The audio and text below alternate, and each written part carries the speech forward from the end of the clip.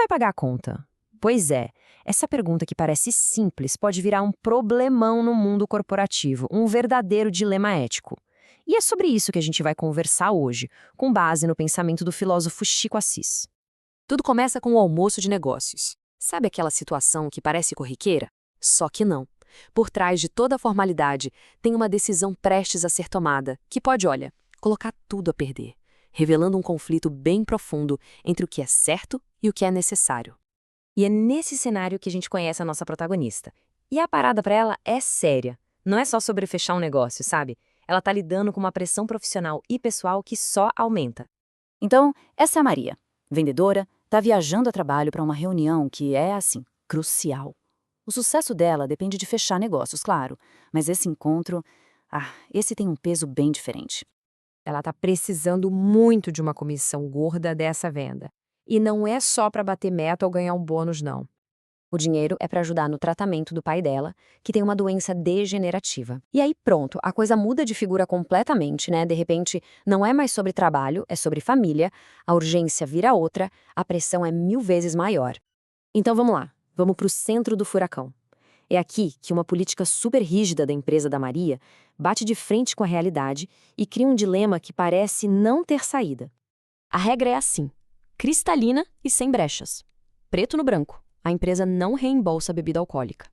E não tem essa de, mas... Não tem exceção. Nem para o presidente. Ponto final. Beleza. Só que durante o almoço, o que acontece? O cliente começa a pedir vinho. Uma taça, duas, várias. E a Maria ali, só vendo a conta subir, o coração apertando a cada pedido. No final, o valor é um susto. O problema, que era uma possibilidade, virou um monstro bem real na frente dela. A Maria ainda tenta ser criativa, né? Ela pensa, poxa, eu posso voltar para casa mais cedo, a economia com o hotel paga o vinho. Parece uma boa, né? Uma solução inteligente. Mas aí ela liga para o chefe e... pá! Bate de frente com o muro. A resposta é um sonoro, regras são regras. Um não seco que deixa ela totalmente sem chão, sem saber o que fazer. E aí a gente fica meio que preso junto com a Maria, né? Essa situação força a gente a parar e pensar, afinal, qual é a coisa certa a se fazer aqui? Vamos dar uma olhada nas grandes questões éticas que esse caso levanta. Primeiro ponto, transparência. Será que a Maria devia ter avisado o cliente logo de cara sobre a política da empresa? Tipo, antes mesmo dele pedir qualquer coisa? Será que isso teria evitado essa dor de cabeça toda? Aí vem a tentação, né? O caminho mais curto. E se ela conseguisse um recibo falso do hotel para cobrir o valor? Resolveria o problema financeiro na hora, sem estresse, sem discussão. Mas, e o custo ético disso? Outra possibilidade, e se ela mesma pagasse a conta? Afinal, se o negócio fechar, ela vai ganhar a comissão. Seria justo ela encarar essa despesa como, sei lá, um investimento no negócio? E a proposta que ela fez para o chefe, aquela de trocar a diária do hotel pelo vinho? Vendo que ela já conhecia as regras, essa tentativa de dar um jeitinho foi, na verdade, imoral? E por fim, a pergunta de $1 milhão, né? Se colocando no lugar da Maria, com toda essa pressão do trabalho e principalmente a questão pessoal do pai dela, o que fazer? É aqui que a teoria encontra a vida real com força total. Ok, agora vamos dar uma pausa na história da Maria e mergulhar um pouco mais fundo. O que está por trás dessas escolhas? Qual é a visão do filósofo sobre essa ética toda que está em jogo? Essa frase é clássica, né? Já que todo mundo faz, eu também vou. O interessante aqui é que isso é uma falácia, uma armadilha do pensamento.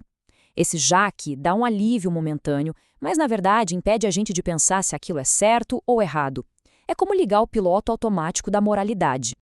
E esses atalhos, o filósofo descreve como um verdadeiro canto da sereia. Sabe, aquela coisa que parece linda, que te atrai, mas que no fundo está te desviando do que realmente importa para construir uma vida com sentido.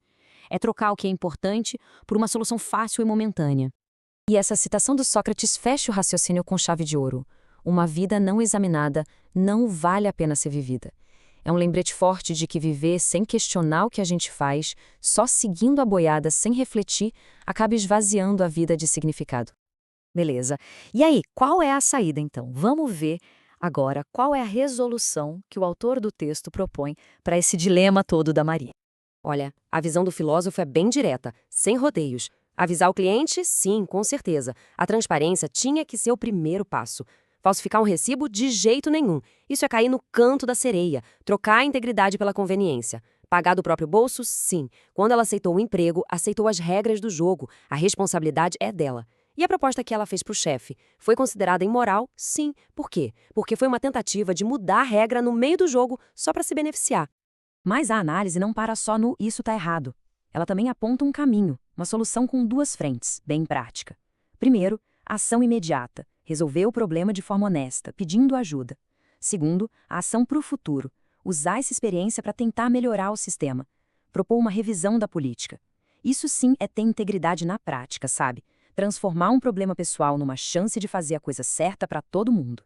E para fechar, fica essa reflexão. O filósofo sugere que muitas regras nascem, na verdade, de comportamentos errados do passado. Então, questionar o porquê de uma regra existir pode ser em si um ato de virtude. Isso deixa a gente com uma última pergunta para levar para casa. Quando é que a gente para de só obedecer uma regra e começa a ter a responsabilidade de questioná-la? Onde fica essa linha?